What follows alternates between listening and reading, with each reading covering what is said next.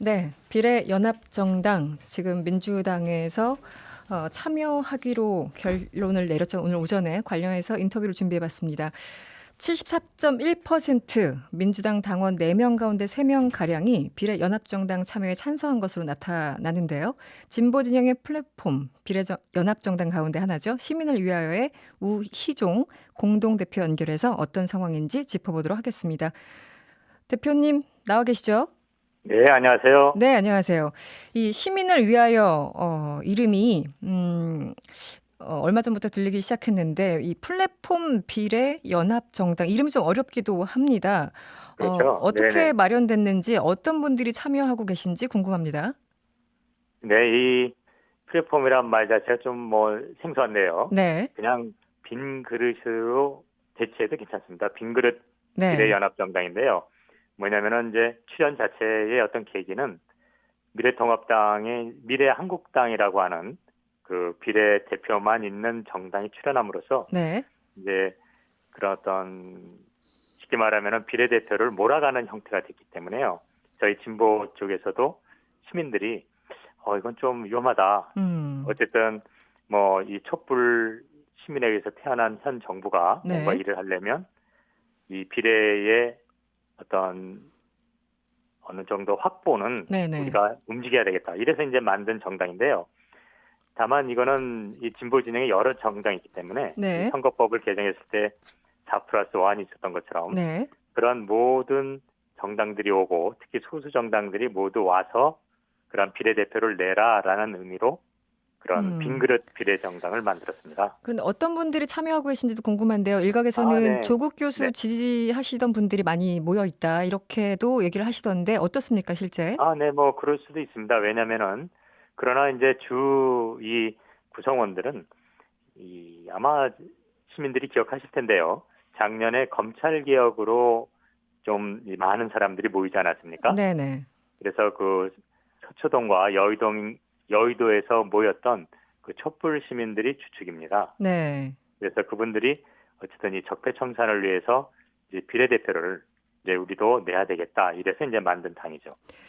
지금 정치개혁 연합이라는 그 비례정당이 있고 또 지금 시민을 위하여도 있고 또 다른 네. 뭐 당들도 있습니다. 정봉주 전 의원이 추진하고 있는 등등 여러 가지가 있는데 지금 민주당과는 각각 어느 정도 접촉을 하고 계신지 어느 정도 대화 소통이 이루어졌는지도 궁금한데요.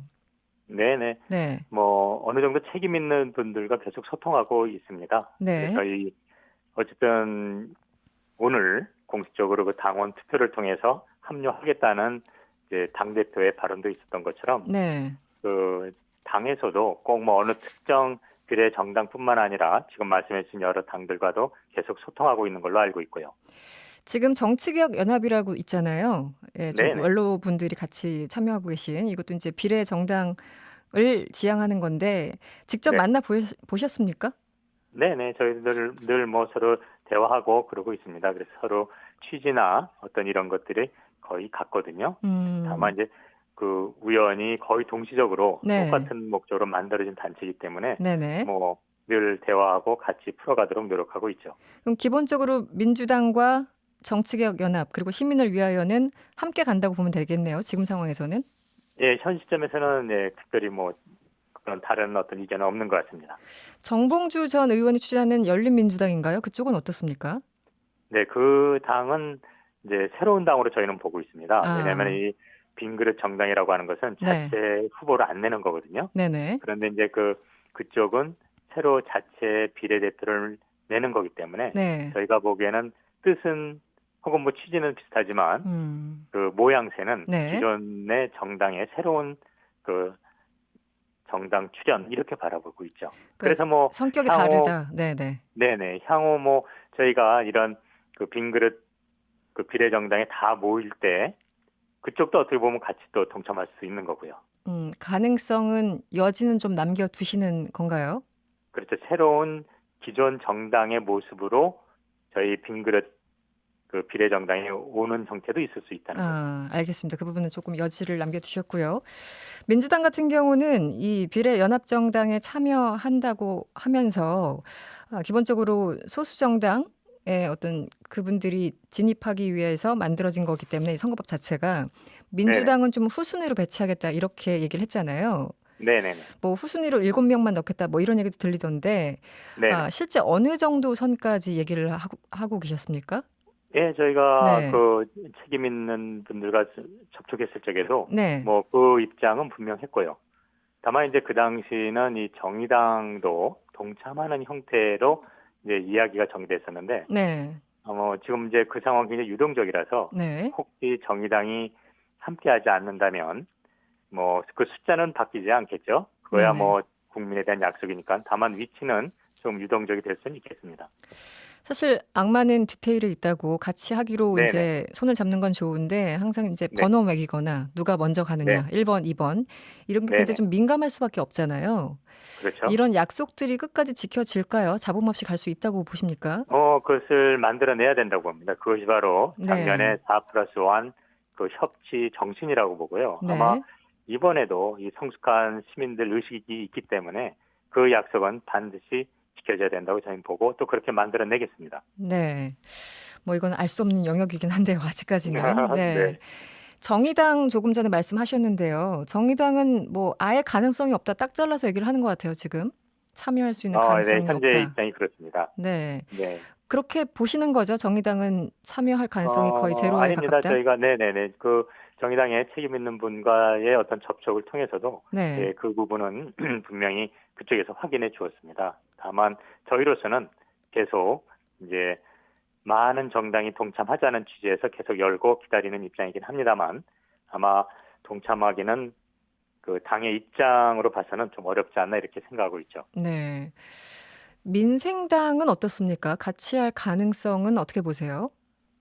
예, 저희는 뭐 다 열려 있긴 한데 그 네. 민생당의 특성상 뭐 다 동참할지 아니면은 일부 의원들이 동참할지 이것은 여전히 좀 미지수인 것 같습니다. 지금 예를 들어 민생당의 박지원 의원 같은 경우는 좀 참여를 하자 이런 입장인 것 같고 또 지도부에 네, 계시는 분은 절대 안 된다 이런 입장 같기도 하고요. 네, 그쪽하고는 뭐 크게 소통을 하고 계시지는 않은 상황인가 봅니다. 네, 네. 지금까지는 주로 민주나 정의 이제 큰 당을 대상으로 좀 저희가 많은 대화를 시도했고요. 이 소수 정당에서는 제가 공문은 발송했습니다만 네. 구체적으로 어떤 특히 기존 의원이 있는 소수 정당과는 그 조건을 얘기하고 있지는 않습니다. 네. 근본적으로 민주당에서 이렇게 전당원 투표까지 간 이유는 이게 굉장히 그 민감한 문제였기 때문에 간 거잖아요. 네네. 그래서 참여하는 걸 반대하셨던 분들은 첫 번째 명분이 없다. 두 번째는 중도층이 빠져나갈 것이다. 그렇다면 민주당의 지역구 굉장히 힘들어진다. 특히 수도권 같은 경우는 뭐 3천 표 이하로도 이제 표가 네. 갈리니까요. 여러 가지 고민이 그 의정 교수님도 있으셨을 것 같은데 어떻습니까? 네네. 그런 주장에 대해서는? 네, 일단 명분이 없다는 거에 대해서는 제가 이제 한 며칠 전부터 계속 말씀드리는 것은 이것은 네. 명분이 없는 게 아닌 것 같습니다. 왜냐면은 이것은 이제 개정된 선거법과 선관위의 검토를 통해서 만들어지는 정상적인 정당인데요. 그런데 왜 이 미래한국당에 대해서 반칙이라고 말을 하냐면 네. 그것은 이 원래 개정된 선거법이 의미했던 소수 정당들의 몫을 그런 비례 정당을 만듦으로써 그걸 차지해가는 거거든요. 그래서 결과적으로 이것은 네네. 네, 선거법 취지에 대한 반칙입니다. 네.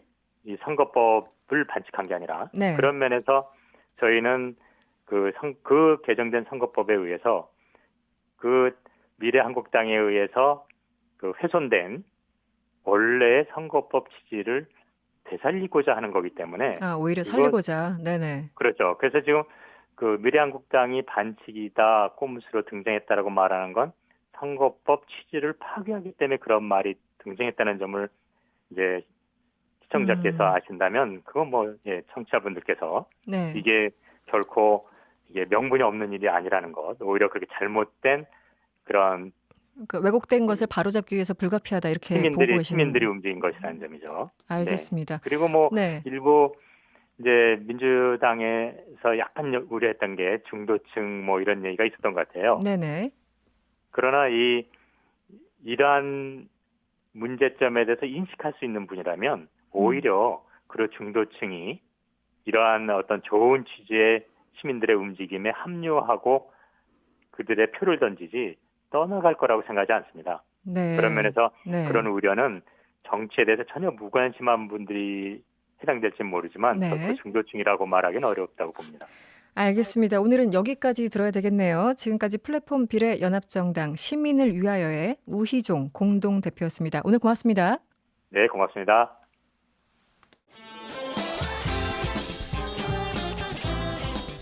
여러분의 퇴근길을 꽉 채워드립니다. 평일 저녁 6시 5분 이승원의 세계는 그리고 우리는